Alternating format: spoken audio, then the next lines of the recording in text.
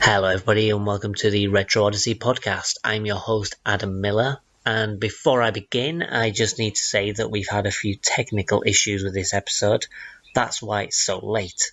Unfortunately these issues still haven't been resolved, and as such I'm going to have to record my bit separately to everyone else. There may be a slight disconnect, but hopefully with Matt's editing skills it won't be too bad. So without further ado, let's kick things off. As I say, my name's Adam, and I'm joined by my hosts Matthew, Stephen, and Ryan. Hello, guys. Hi. Hello. Hello. So without further ado, let's kick things off. This month we're looking at puzzle games. We have a selection of 4 classic puzzle titles that we're going to look at and see what we think of it. Let's get things started with Matt's pick. We'll have a musical interlude and we'll get cracking.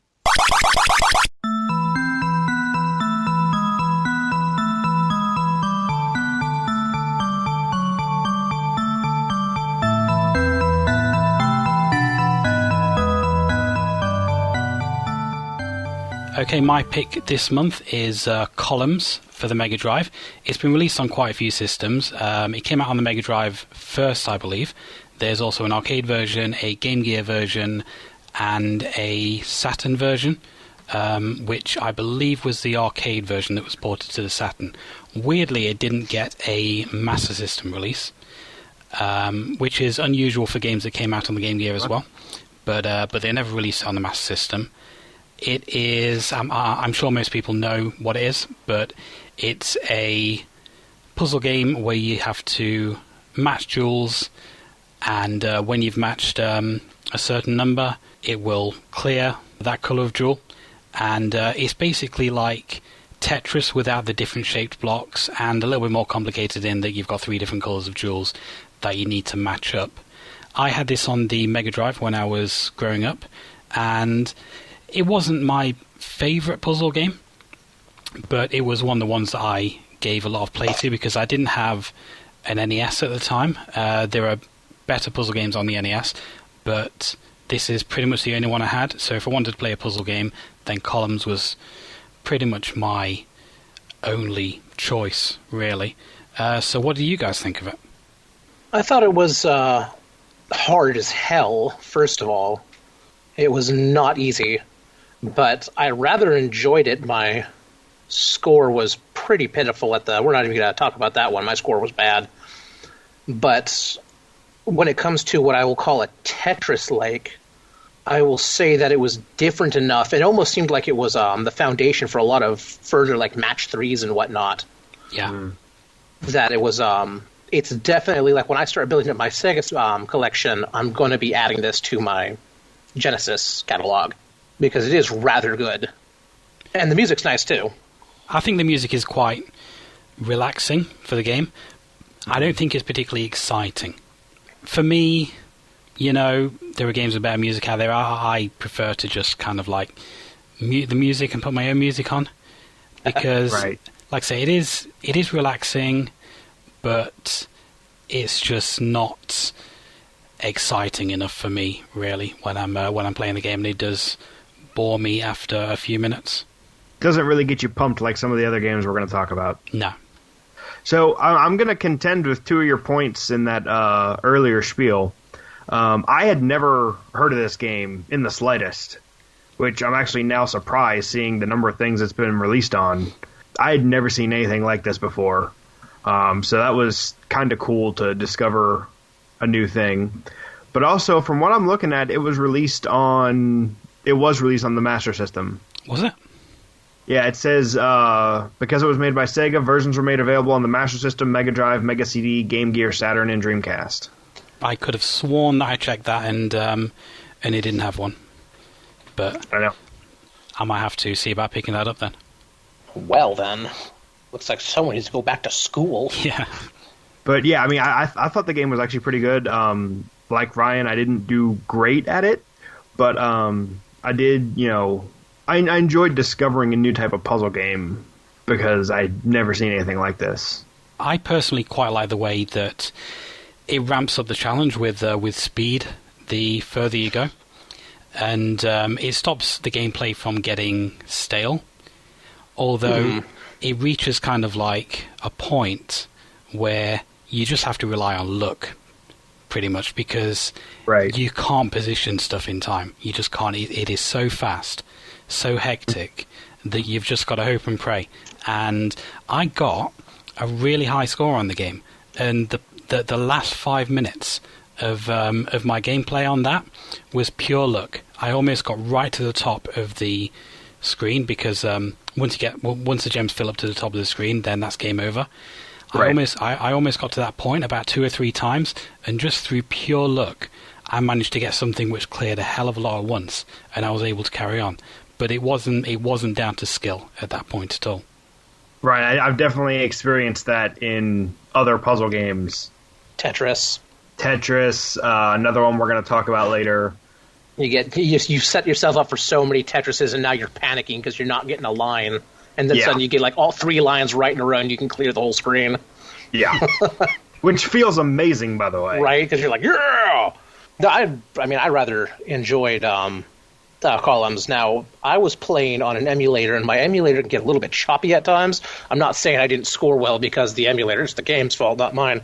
But I think once I get my hands on a Genesis, hopefully relatively soon, I'm going to acquire this. I'm going to see if that runs a little bit smoother, on its native hardware.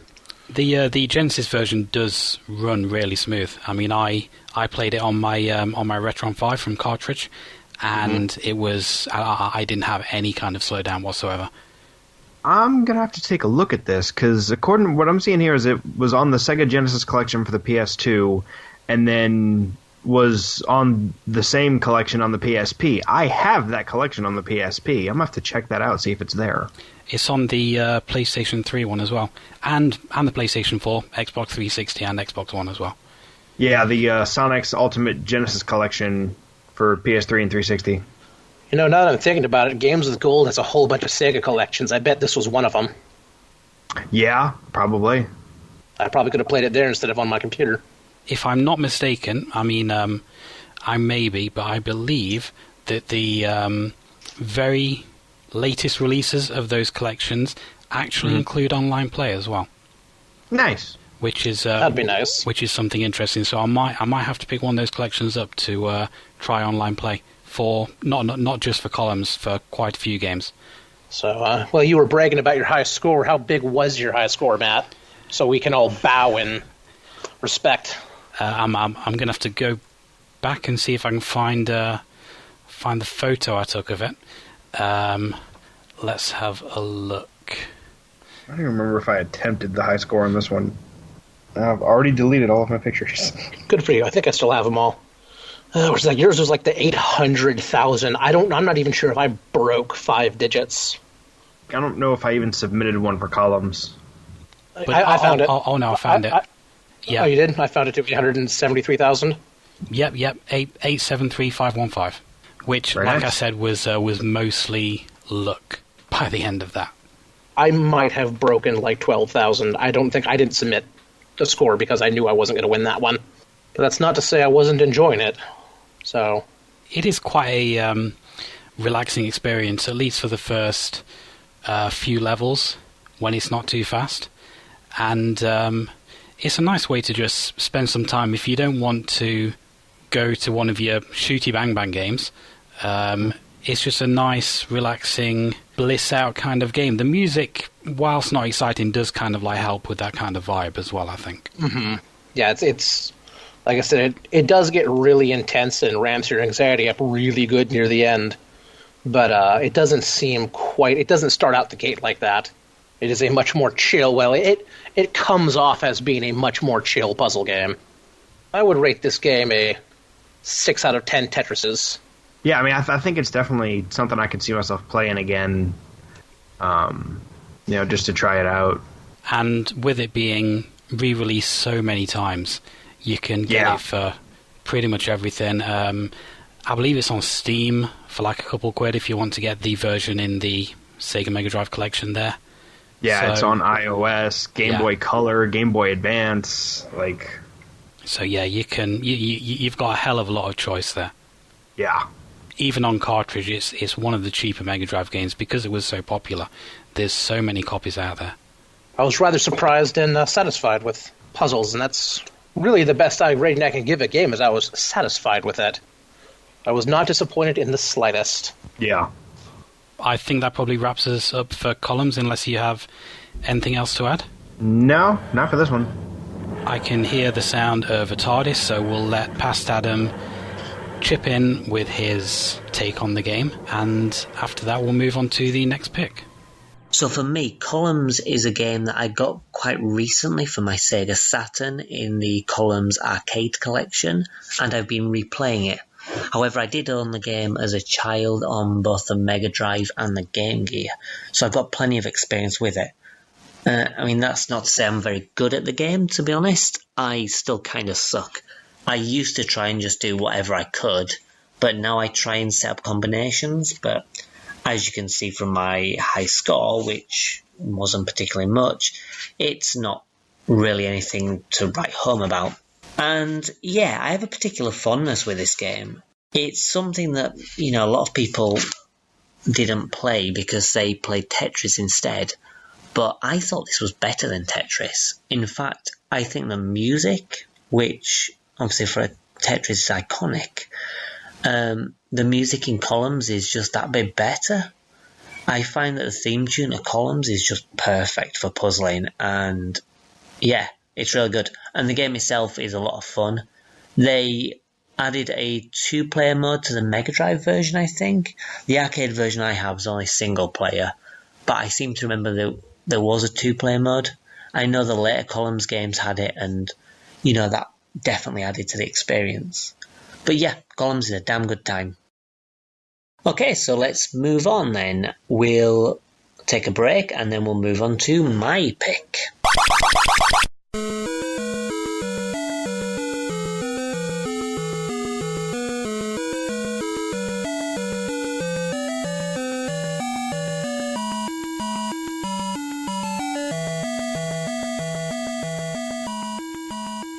So my pick this month is Arkanoid.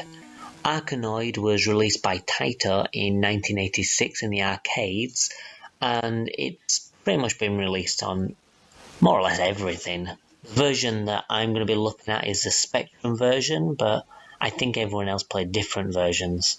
You can get versions on the NES, I believe, the Thomson, the Amstrad, the Apple, the Atari.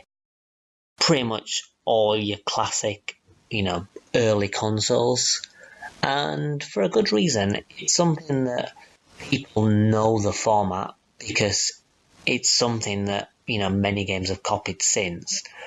I can't remember the name of the genre or the name of the type of clone things that it has. I think it's Breakout or something.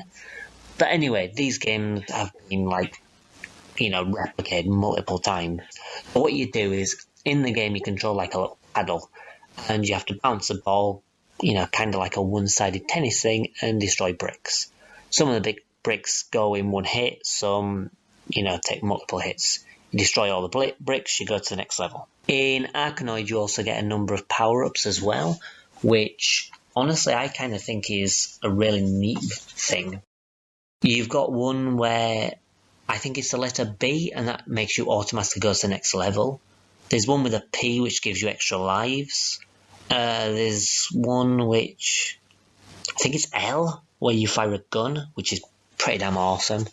There's one that makes you bigger, one that, makes the ball split into 3, and there's another one which makes your ball a bit sticky, so it sticks to the pad, and then you can, move it about before you fire it off again. It's, it's really neat.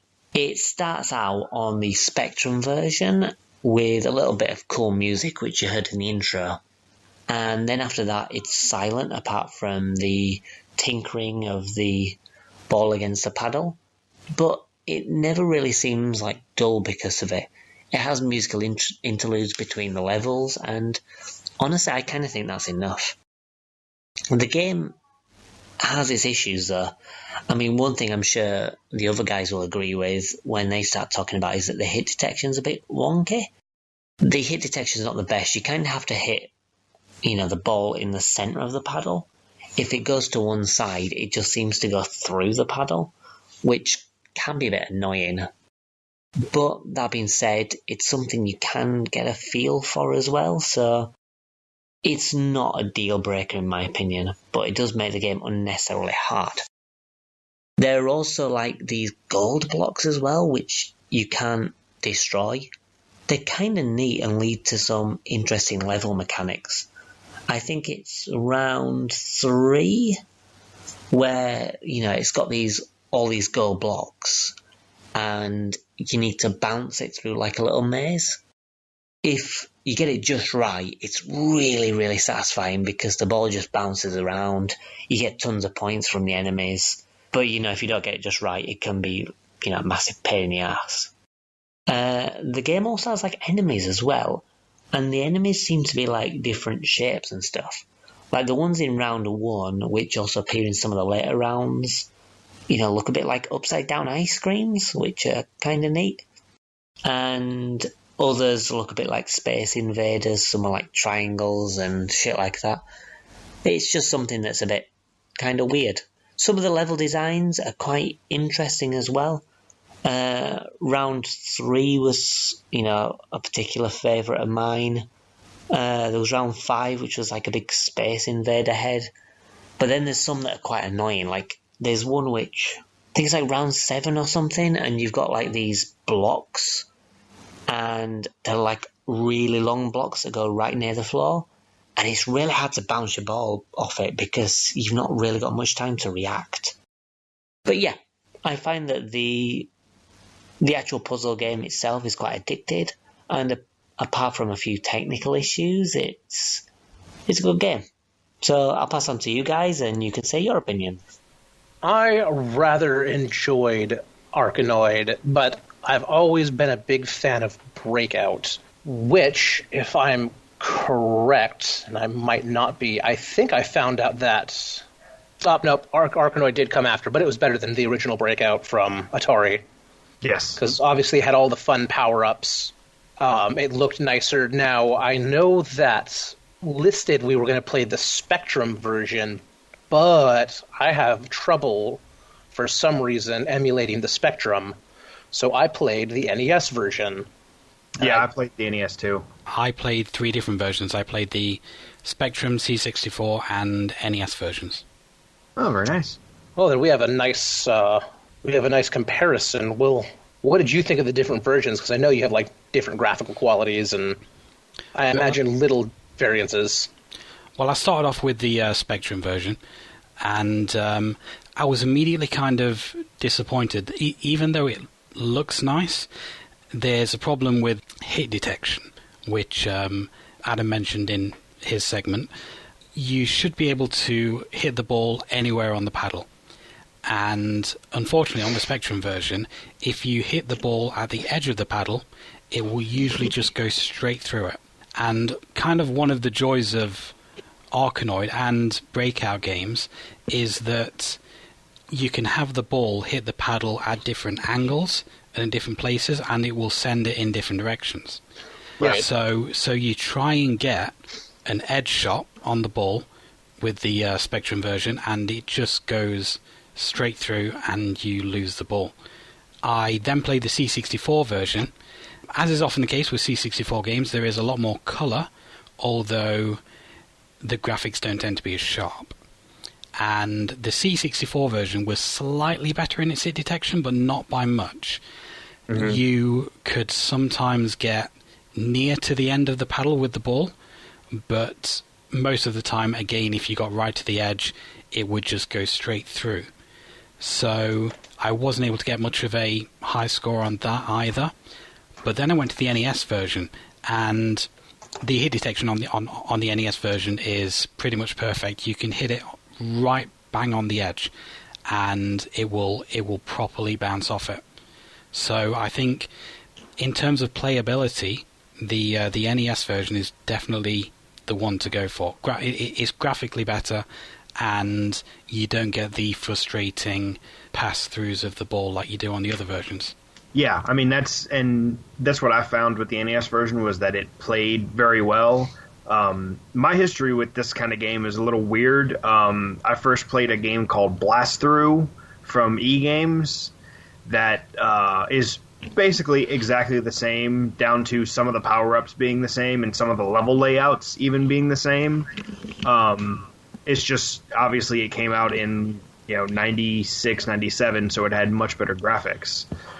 And really, playing Arkanoid just made me want to play Blast Through again.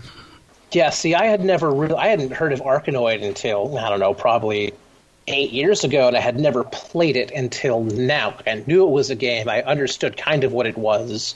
I had grown up playing, the original Breakout and Breakout clones, but this was the first time I played, the full upgrades and all that, what makes Arkanoid. And I love it because I love Breakout, and this is even better. I might have already said that. I did find out that the NES version of Arkanoid, actually, you could get a special Arkanoid paddle that would be similar to, the Pong and Breakout paddles for NES, or not NES, but for, the 2600 or what you would find in the arcade. Oh, you mean the actual peripheral? Yeah, they actually made a special controller to go with Arkanoid. I just looked up the price, and it looks like you can get Arkanoid, which is not a very expensive game, but with the paddle is going to run you about $55 or more if you really want the real experience. And do you know how the playability is with other games using that paddle? I am not entirely sure.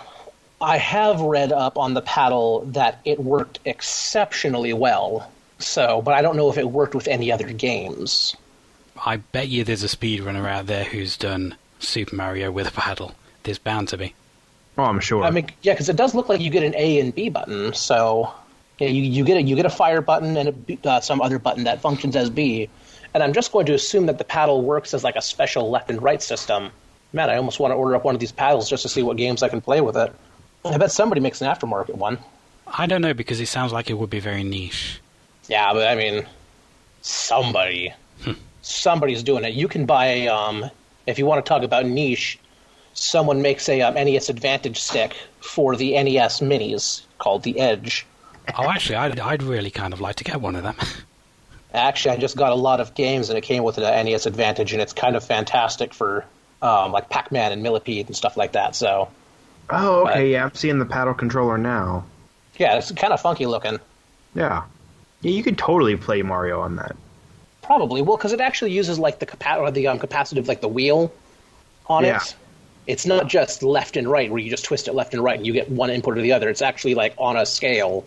Yeah. So it's got to be able to work somehow, I assume. I'll probably be the guinea pig on this one, so if I ever grab one, I'll follow up on it at a later date. Sounds good. No, but yeah, Arkanoid, I loved it. Really colorful. I mean, for an NES game, obviously it's just squares and more squares, and then some, triangles, but it was a really bright... I would like to comment on how fast the ball goes when you start hitting enemies that are dropping out of the ceiling. Oh, God, yeah, it just gets impossible for me, pretty much. It goes from regular speed up to just bonkers fast. Yeah. And, Adam mentioned that they look like ice cream cones. I'm not sure what they meant to be. Well, hopefully ice cream cones, because they're spot on. This picture has a sphere in some kind of pyramid, so I'm not sure. Now, fun thing, the description of Arkanoid, it's not just paddle breaker. Actually, the Arkanoid is... It's not the name of the paddle, but it's the paddle mothership. The paddle is actually a spaceship. Go figure. And you're actually defeating an alien menace and also apparently space walls, so... Yeah. And space ice cream. And space ice cream, exactly. One of the main draws of Arkanoid, I think, is even though it's a Breakout clone, it adds a hell of a lot of new stuff to that formula that keeps it fresh and engaging with all of the different power-ups. It's all those power-ups, the wide paddle, multi-ball, which I think the wide paddle was probably my favorite just because it seemed like the most useful. Oh, yeah, absolutely. I found the slow one to be the most useful for me because I couldn't react in time. Yeah. See, and this one's interesting because it kind of, those power-ups kind of sparked kind of a revitalization of Breakout because it had been dying out because it got boring. Mm-hmm. And like the game that I played, you could actually stack power-ups. So you could end up with a paddle that was half the length of the screen. Whereas with this one, if you got any power-up, it would cancel out whatever you had previously. I actually remember playing a Arkanoid clone back on Windows 95 or 8. Mm. And it was it was part of the games package, and I think it was called Top 20 Solid Gold Games. Maybe someone listening or one of you guys will remember that, but it had a whole bunch of like classic arcade clones, like Centipede, Missile Command, Breakout, Pong. Right.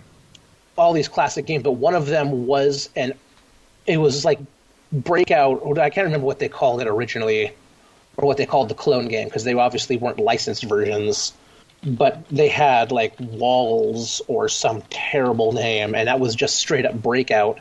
And then they had an Arkanoid-esque one. They didn't have as many power-ups. It had like the multi-pawl, the sticky paddle, and then the wide paddle, but you could stack those. So you could end up with a really wide paddle that was sticky, and you could grab like 5 balls and then launch them all at once. Yeah.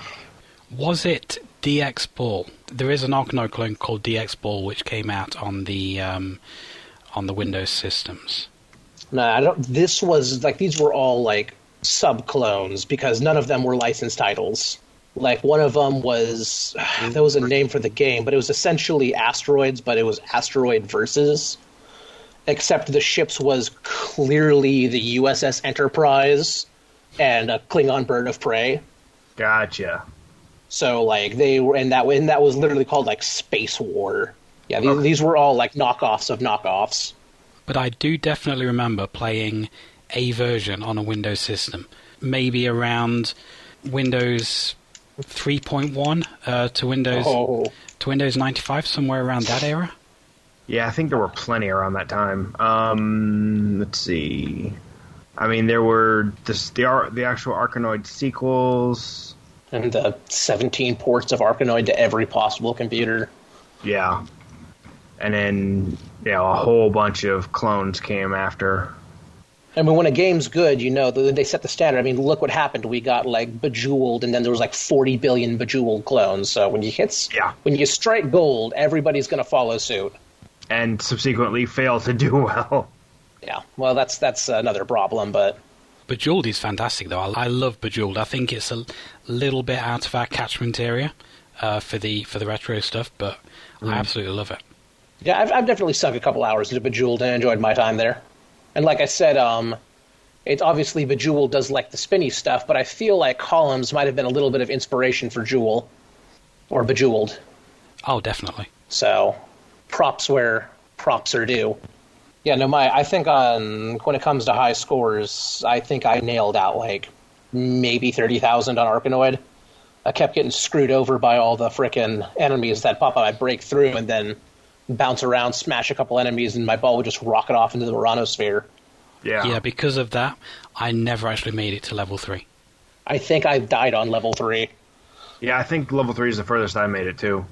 Damn it, Adam!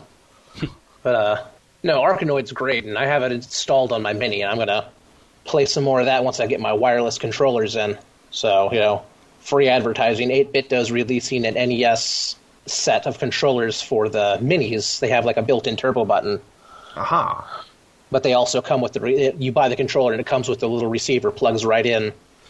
So I have a set of those for my SNES Mini, and now I'm going to have a set for my NES Mini. I can play those from my living room and not deal with tiny, short controllers. Yeah, because it's like a foot long. It's weird.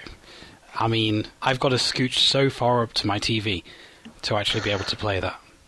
So these will, I will be sinking a lot more time into Arkanoid as a result, since I don't have a physical copy of it, unfortunately. Right. I might get my hands on one of those, too. Do those pads also have a button to allow you to reset the console?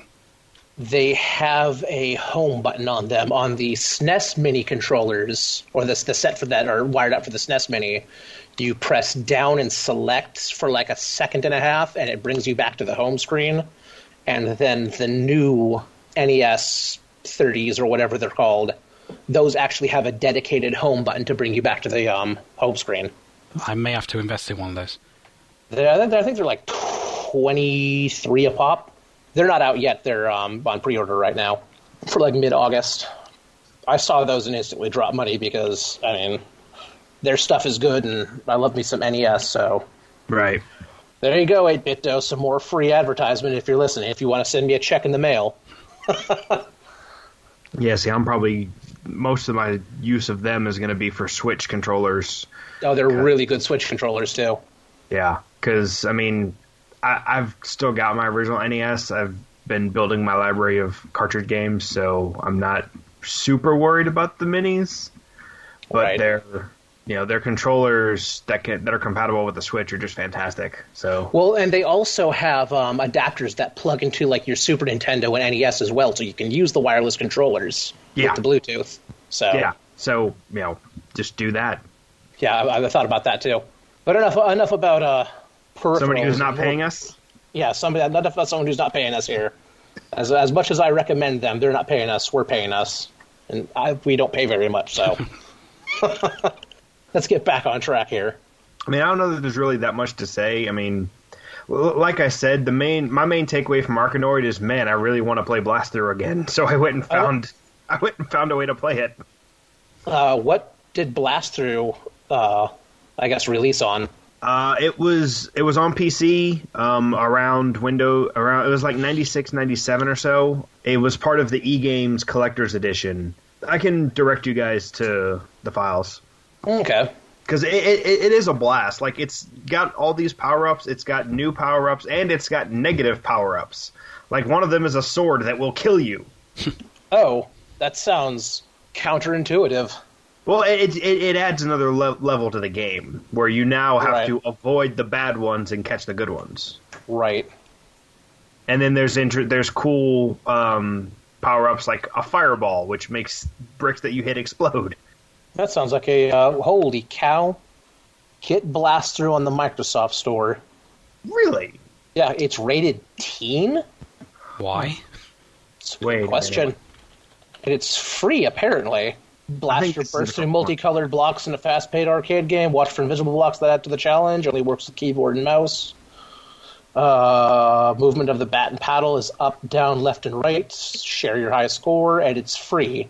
I tell you Wow. what, I'm gonna guinea pig on this one and let you know if it's the same thing. Okay. We'll go with God.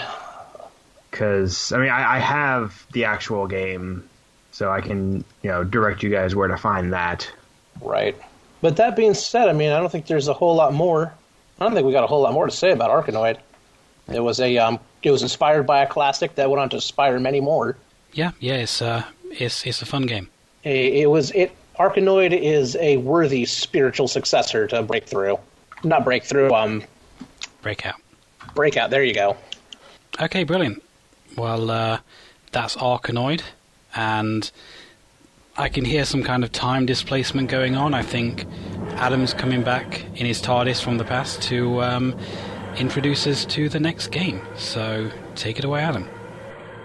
Okay, so that's Arkanoid over and done with. We're going to take a little break and move on to Ryan, who's going to talk about his pick. I am Dr. Mario and I am saving lives. I look different in this game. I lost my hat, got a coat, Dr. Light stethoscope. I am Dr. Mario and I prescribe high fives. Letter C, best medicine, so you fell down. In the Mushroom Kingdom, My game was Dr. Mario. It's one of those games. Obviously, I was born after the NES came out, but it was still like one of my first consoles I ever played. Might have been the first console I ever played. And Dr. Mario was one of the first puzzle games I ever played when I really started getting into games. It is very much a Tetris-like. Line up the colors. Well, you line up the blocks, and with this one, I think you get 4 colors in a row. Your whole goal is to knock out the little viruses by matching up your multicolored pills around them, because turns out Dr. Mario is a bit of a pill pusher. And it's a very basic play. It starts out pretty slow, but it pretty quickly starts to overwhelm you with just buttloads of viruses. But it's not as punishing as, like, say, Columns got. I would say it's a little bit more fair for a little bit longer. Yeah, it doesn't really ramp up the speed as much like Columns does. It just gives you more viruses to deal with. Yeah. As you progress through each stage, you'll notice that the pills drop a little bit faster as the longer you take. Or I think it's the fewer viruses you have on screen, the faster your mega vitamins go. But overall, you still have to get pretty deep in there for it to get overwhelming. I don't know, I just really liked it. One thing I liked, and I guess when I was a kid, I don't remember any of this until I got back to playing it, as you progress through the levels, it's like every 5 levels, I think it gives you, not necessarily a cutscene, but you get like a little picture of like the viruses doing something. And supposedly when you finish the game, they get taken away by the mothership, I guess, because they're actually aliens. But I've never actually cleared I think it's level 50. So I've never actually seen it for myself. I've only read about it. Yeah, I've seen the cutscene because I watched a Let's Play of it, and yeah, they do kind of like get beamed up by aliens. Because that makes sense. I will say one of my favorite things about Dr. Mario is the music. I've always found what you were talking about, how Columns doesn't really get you pumped up, whereas the Dr. Mario music does. Yeah, this is what I was referring to earlier. Fever and Chill are just incredible compositions. Now, after you've been playing for an hour, they can get kind of grating. Yeah, definitely. I believe Adam will have some stuff to say about that as well. Probably, yeah. But out the gate, it's pretty nice and it gets you going, even though it doesn't feel that fast. You feel like you're moving, and then the game punishes you for being good. That's how these old games go. I do definitely wish there was maybe a 3rd and 4th track. I wish it kind of like randomized them as well. Yeah, as you go through, like, you just pop in a different one every single game. Now, I do believe on one of the later, not necessarily re-releases, but I guess the sequel on Dr. Mario 64, they had a couple more tracks, and I believe you could just set it to random. I believe so. So, I don't know, I haven't played Dr. Mario 64 in 15 years, so... I actually just played it recently because, once again, playing Dr. Mario got me wanting to play Dr. Mario 64 again. It's a very expensive game now. Yeah, I'm glad I still have my original cartridge. Dr. Mario you can pick up for nothing. Dr. Mario 64 is just ungodly expensive. Yeah. What did you think, Matt, overall? One of the things I really enjoyed about Dr. Mario is that it isn't about matching your blocks so much as it is getting rid of the viruses. And you don't really get points or anything from general match 3s that you do or match 4s, but you get the points for actually clearing the viruses off. And it brings in like a bit more of a tactical kind of gameplay, because you don't send all of your pills down to the bottom of the screen. You have to put them all over the screen, wherever the viruses are. So if there's a virus near the top, you need to be really careful about what you put there, because you could very quickly be overwhelmed and kind of like stack the pills right up to the top of the screen and lose. So you have to look at what's coming next and decide where you want to put stuff, and be a lot more careful about your placement as you do in a lot of the other games. Yeah, that was, I felt after playing a lot more puzzle games after Dr. Mario, like Kirby's Avalanche, and really any of the games because what this game offers that a lot of puzzle games didn't, Tetris does it, but not in the same way, is this offers gravity, and when you break a pill, it becomes a new block. Yes. Yeah. Whereas in like Tetris, when you break a block, that whole line just drops as is. Mm. And what that means is in Dr. Mario, when you hit a sequence and eliminate a string of colors, if virus or not, you can now do setups to kill even more viruses. Yeah, because I've set up triple and quadruple drops because of that whole mechanic. And that actually allows, that mechanic actually allows for big setups. And I believe that when you get more chained together, the more viruses you get per single drop, you get a score multiplier on it. Yeah. So, if you can get your doubles and triples and wipe out multiple, you'll just rack your score. And that became kind of a standard thing in Tetris-likes later on. I believe it even does it, I believe you get that going on in Columns. Yeah, you can stack up some pretty decent multipliers with clearing a couple lines at once. Yeah, you get your mad combos and your setups going. You just rack up that high score like crazy. I had an NES when I was younger, and Dr. Mario was one of the games that I had. And for about a year, Dr. Mario was never taken out of my system. It was the only game I played. I would play like all the time. Whenever my friend would come over, he'd only want to play Dr. Mario, so we just never took it out of the system. So it got a hell of a lot of play. But we did mute the music and put on our own music, though. I imagine after a while, you just don't want to hear any more Dr. Mario. Yeah. Yeah, my first experience with Dr. Mario was the 64 version. So, when I first played it, I was like, oh, this is really cool. So I played it, quite a bit when I was younger. It wasn't until I moved on to other, later systems that it just kind of started collecting dust. Right. Speaking of sequels, since a lot of these puzzle games did spawn, really they turned into their own franchises in the end. Like, Columns got released on every Sega console available. Dr. Mario had multiple sequels. Tetris has been released on every single electronic device to ever exist. Yeah. Kind of like Doom. Interestingly, someone has put Tetris on the LCD readout on a vape pen. I believe it. Have they gotten to Doom to run on it yet, though? Maybe. Doom runs on everything. They've gotten Doom to run on calculators. Yeah, though they've gotten Doom to run on, oscilloscopes? Is that the word I'm looking for? Double check that one. I've seen Doom run on, high-end oscilloscopes, and it looks ridiculous, but it works. Basically anything with a screen has got Doom on it. Yeah. But, one of the last sequels that Dr. Mario got for anybody who has a Wii U is Dr. Luigi. Yeah. And I haven't played it personally, but from what I have heard and seen, it is it's not just, we just slapped Luigi in a lab coat and called it a game. It actually changes a bit up.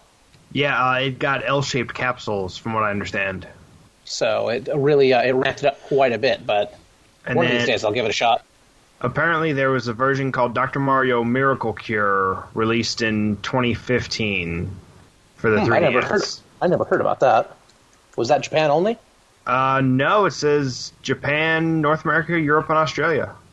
May in Japan and June everywhere else. Looks like Mario and Luigi. 69% on Metacritic. There's a competitive multiplayer mode that was in the online version that you play by holding the 3DS vertically. That's interesting. Interesting. Oh. Hold it in book mode? Yeah. Basic Dr. Mario, Dr. Luigi. Yeah. I might have to check that out. So there are definitely a lot of different ways that you can play it then. Oh, yeah, absolutely. Yeah. Dr. Mario, if you just want the Dr. Mario experience, and I'm sure Dr. Mario has also been released on every all of Nintendo's eShops as well, so... It's on the NES Mini as well. Yeah. It's on the NES Mini as well, so it's plenty of ways to get your hands on it. Yeah. And I would say, if you want a good puzzle game, for Nintendo, this is definitely one to take a peek at. Yeah, definitely check it out. I mean, hell, they put Dr. Mario as a minigame in WarioWare and Mario and Luigi Superstar... Oh, no, the viruses appear in Mario and Luigi Superstar Saga. Oh, yeah, it is an established side franchise now. Spin-off. So, this isn't just some little thing. This is... the Dr. Mario has its own cult following. Yeah, there's a knockoff version in Brain Age 2. Oh, I didn't know that. Is there an amiibo yet? Yeah, there's Dr. Mario amiibo, but it's from the Smash series, so it is. It's not going to have any usability in the Dr. Mario games.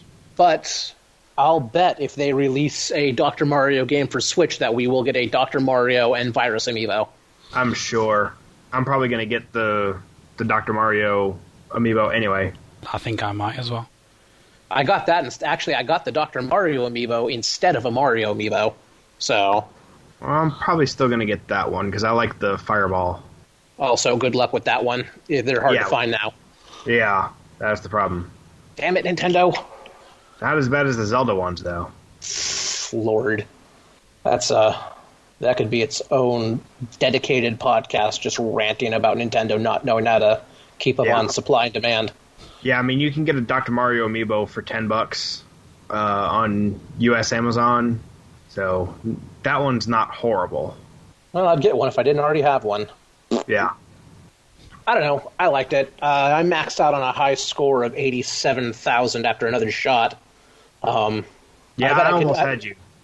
I bet I could do better. I'm not going to say it was the game that was messing me up, but after 25 years of Mario pushing right, the right on all of my NES controllers is starting to go out. I can go left all I want to, but right is getting a little iffy. So that was screwing me up a little bit here and there. But after a couple tries, I was able to top that score where it belongs. Okay, brilliant. So is there anything else we'd like to say about Dr. Mario before we hand over to our time traveler? No, I don't think so. I think we're good. Okay, so we'll let Adam from the past tell us what he thinks about Dr. Mario, and then we can go into the next pick. Okay, so for me, Dr. Mario is a game that I had played before when I was younger. I remember little bits of it, but not a lot. And then I think the next time I played it was... I don't know how many years ago, but I think it was on the NES remix that was released for the Wii U. Yeah, I think it was on that. I think it had a Dr. Mario thing on there, so I could play little chunks of it. And then I also replayed it a little bit later because one of my friends bought it for their NES, so again, played a little bit of it on that. Yeah, it's quite an interesting game. I kind of like the mechanic. It separates itself from a lot of these classic puzzle games where instead of matching 3 or matching 4, instead you do match 3 or 4, but that's not the objective. You don't get any points for that. You have to get rid of these viruses. And it gives the game a lot more of a satisfying feeling when you play it, rather than just, relying on luck.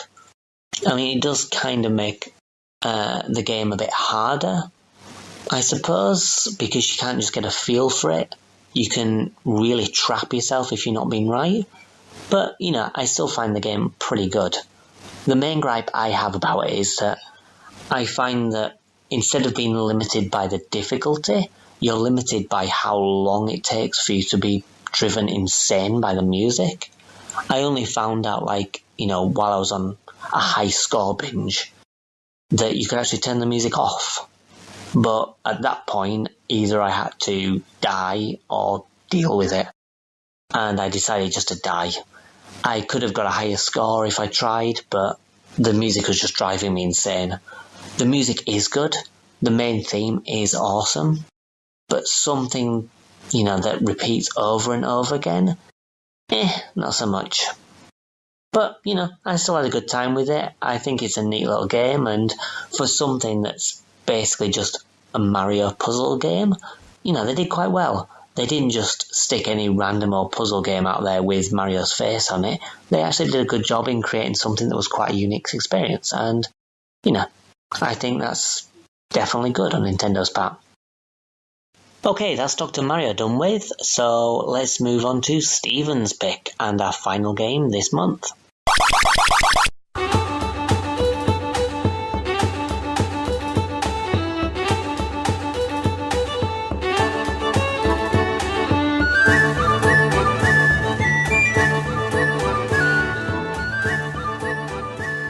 Alright, so my pick, much to the chagrin of my compatriots, is the massive multiplayer online game Puzzle Pirates. It's a bit of a later game for what we do here. It was released in 2003, but it is by far the puzzle game that I have played the most over the last 10 years. I was introduced to it by my family. We played it together for a long time. Basically what it is you create a pirate, and then anything you want to do, whether you are sailing or getting water out of the ship or fixing the ship or blacksmithing or anything, you do a puzzle. And a lot of the puzzles are based on other things. The sword fighting is Super Puzzle Fighter. The Rumble is Puzzle Bobble. The drinking is a puzzle. It's similar to PopCap's Alchemy. And then there's some that they created themselves. But it gives you this nice experience where if you're not good at one puzzle, you can go find a different one and you'll find one you are good at. So for example, when I first started playing, I sucked at all of the puzzles you can do on board the ship.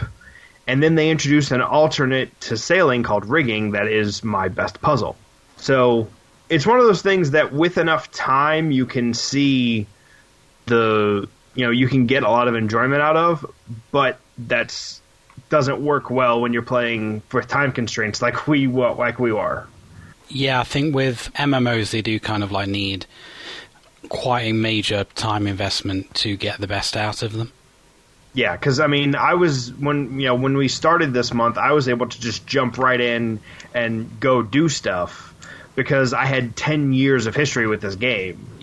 I think what soured my experience with Puzzle Pirates, well, there was two things. One of them was, because obviously I was starting the game, was just boxes and boxes and boxes of text, so you kind of know what you're doing and where you're going. Right. So I spent when I first fired up, I was spending a good 5 to 10 minutes just cycling through boxes of text. Yeah. And that was really irritating, again, because we are on a little bit of time constraint. So that might have been unfair, whereas if I was just firing this up on my own, not really knowing what I was getting into, I might have appreciated that a little bit more instead of just going, I want to play the puzzles. Yeah. So I won't necessarily count that against it, as far as how I feel about it here. But what I will count against it, like you said, it has a lot of familiar puzzles in it, lots and lots of them. Mm-hmm. I feel like every puzzle was done a little bit worse than everybody else has done that puzzle game. They're not bad puzzle games, they're just not quite as good as every other shot at them. Yeah, I played quite a lot of Jewel Quest in the past, and the bilging puzzle in this is kind of like a clone of that, or Jewel Quest might be a clone of something else, I'm not entirely sure, but it just is like a not as good version of Jewel Quest. Yeah, and that's bilging admittedly is, stripped down Bejeweled with a couple of extra things in there, like the crabs. But sailing is basically Dr. Mario, but with, a little bit of extra stuff in there. Which I will admit, I did like that puzzle quite a bit. Yeah. There's a game... The Gunnery game is based on a puzzle called Choo Choo Rocket, apparently, or it's similar to it at least. Hauling Treasure is basically bilging, but with a vertical cursor instead of a horizontal one. There's the Battle Navigation game, which is compared to the board game Robo Rally, which I'm not familiar with. But yeah, so it is a lot of familiar stuff. There are some new puzzles, like the Shipwrightery is an original puzzle. I think Weaving is a original, and Rigging, I think, is original. And if it's not, it's so far removed from its source that it's not even mentioned. Is Rigging the one with the ropes? Yes. I hated that one. And see, that is the one I am best at, because that's the one I can actually do. I think bilging is the only one that I really went back to time and time again, because it's the only one that I got any real enjoyment out of. I think the one where you patch up holes in the ship with wood, I found that incredibly simplistic and dull. The one with the ropes, I couldn't even tell what I was doing most of the time. I thought I was going for crazy combos, and then it was just taking away my gems. I did quite enjoy the sword fighting one, though. I thought that was pretty cool. Yeah, because the sword fighting is basically Puzzle Fighter. I didn't get to the puzzle or I didn't get to the sword fighting one. I did rather enjoy the patching one, the ship patching, only because it encouraged you to get really tight combinations. You can overlap if you need to, but that was obviously less points. Yeah. Whereas efficiency got you maximum points, and I did I've liked puzzle games like that. I've played a few puzzle games that are similar to it. That mechanic, I suppose. The one I was sad that I didn't get to play, and I looked it up. I know that puzzle exists in Puzzle Pirates. was the Puzzle Bobble clone. Yeah, Rumble. Or as in the U.S., Puzzle Bobble is Bust-A-Move, Yeah. based off of it is an offshoot of Bubble Bobble, Yeah. which is a hella hard game after a while, but that's beside the point. Yeah, the Rumble is the combat game that I am best at. Yeah, I saw that one. I'm like, oh, I love that game. I couldn't find it. I guess I didn't unlock it yet or something. Basically, there was the mission board. You should have had the option to do a sword fighting mission, a rumble mission, and a drinking mission at some point. I might not have gotten far enough, but yeah, I saw that, and I was really sad that I couldn't find it because I love Puzzle Bobble. But like a lot of the other puzzles that we've mentioned, it isn't as good as Puzzle Bobble, that minigame. Mm-hmm. Right. And I assumed it wouldn't be from what I was seeing everywhere else, but still, a little sad that I didn't get to play it. Couldn't find it yet. One of the real annoyances for me was halfway through the puzzle, you'd get a pop-up text box. It just completely unceremoniously pause the puzzle in the middle of whatever you were doing and just tell you like how you were getting on in terms of points and efficiency and that. Slap bang in the middle of the puzzle, and I've got no idea why I did that. It's time to take a break. All right, so the way that works is you get a summary at the end of every league point. So basically, they're saying you've gone 1 league of distance on this trip, and those scores that it shows on those duty reports is how your stats are determined. So, for example, if you get whatever the little icon that shows how you're doing is up to where it's glowing golden and throwing off sparks, you'll get an incredible if you keep it like that for the entire league. So that's why it interrupts you, because it's doing that whole thing where it says, okay, here's how you did for that league. Okay. It was a little bit frustrating. Yeah, I can see how it would be frustrating, but that is what the reasoning behind it was. Now, the one redeeming factor of Puzzle Pirates, I would say, and I kind of wish I'd have an opportunity to really do this, is because it is an MMO, it feels like if you were able to get friends together, I don't know if Puzzle Pirates offers a guild system. Yes. Yeah, if you could get a group of friends together who were good at certain puzzles, and you could efficiently, essentially run a ship and enter combats and do all these things, I feel like it'd be a little bit more entertaining. I can tell you with 10 years in it, that is exactly what happens. Like I said, I used to play this with my family. My mom was a master builder. My stepdad was incredible at sailing. And when we played together, I did kind of a little bit of everything because I hadn't found my good game yet. But, we're all sitting there in the same room on laptops playing together. And that definitely does make it more enjoyable, is when you have that group dynamic. Right. And I can see that because that is the difference, is that this just isn't a puzzle game, it is indeed an MMO. Right. And it's the only MMO that's ever held my attention. Yeah, and it's probably because it's so unique. I've never heard of another MMO doing something quite like this. I've seen MMOs where they'll have like silly little mini games and stuff in there, but not one that is literally revolving around classic puzzle games. I do give it props there, and I kind of wish maybe I had the chance to get more into this when it was a newer game. Mm-hmm. I think I would have quite possibly had a much higher opinion of it. But the fact that I've played many of these games, often the original versions, I see that it's just not quite as good as it was just a little like, if I wanted to play, if I wanted to play Dr. Mario, I'd go play Dr. Mario. If I wanted to go play Bejeweled, I'd rather just go play Bejeweled. Right. So and in this day and age, those games are so easy to get a hold of. Mm-hmm. Yeah, and even if it's not like the original game that you're looking to get a hold of, competent clones are everywhere. Yeah. But it is definitely an interesting take on the MMO, and certainly unique. I mean, most MMOs tend to be fantasy stuff. Yeah, high fantasy, World of Warcraft clones, RuneScape. I mean, I've been playing World of Warcraft for a decade, and so I am quite familiar with MMOs. And as Ryan was saying, there are like certain little mini games in that you can do, but not to the extent that Puzzle Pirates has in terms of variety and scope of the puzzle games. Yeah, and that's why I enjoy it. I mean, it's more varied, and there's not really a story to worry about. So when people you're playing with are skipping the story and asking you why you aren't caught up yet, that always turned me off on other MMOs. Yeah, getting in late in the game.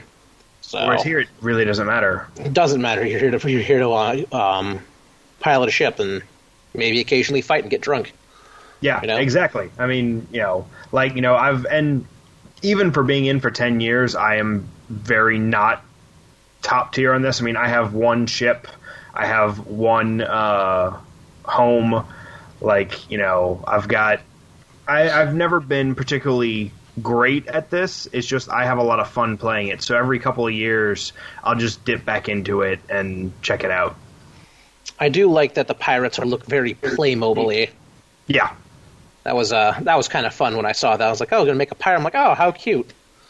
And there are fun things that can happen to your pirate, like if you go on the sea monster hunts and the blockades where you can sink, you can have things like you get a hook, or you get a peg leg, or you get an eye patch. Nice. There are certain sea monster hunts called Haunted Seas, where if you sink, you can become a ghost. There's one setup where you can become a skeleton. Like there's a lot of cool stuff that can happen. You just have to have more time to put into it. Yeah, you have to fully appreciate it. You have to really, as with any MMO, to really appreciate it, you got to sink, a few dozen hours into it. Yeah. On originality, I totally give Puzzle Pirates 8 out of 10 Tetrises, but on execution, I have to give it a 3 out of 10 Tetrises. Yeah, because it's just, it's not great for a jump in, play this, and leave. Yeah, and that's just all feeds into the whole MMO. Yeah.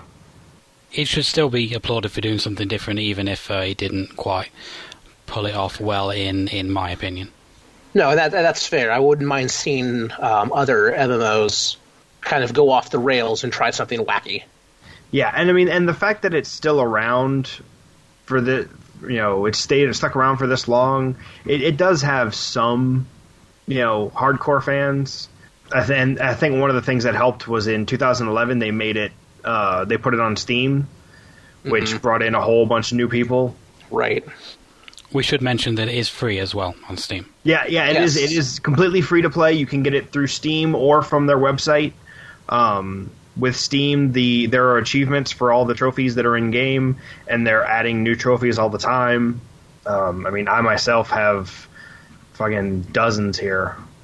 Again, unlike other odd MMOs that kind of die off over time, this still seems to have a pretty active player base. So it's still very active. It's not going anywhere.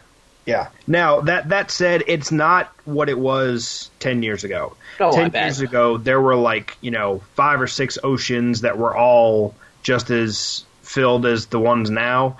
Basically, what happened is they consolidated a lot of the oceans when they went to Steam because they were seeing dwindling numbers. So right.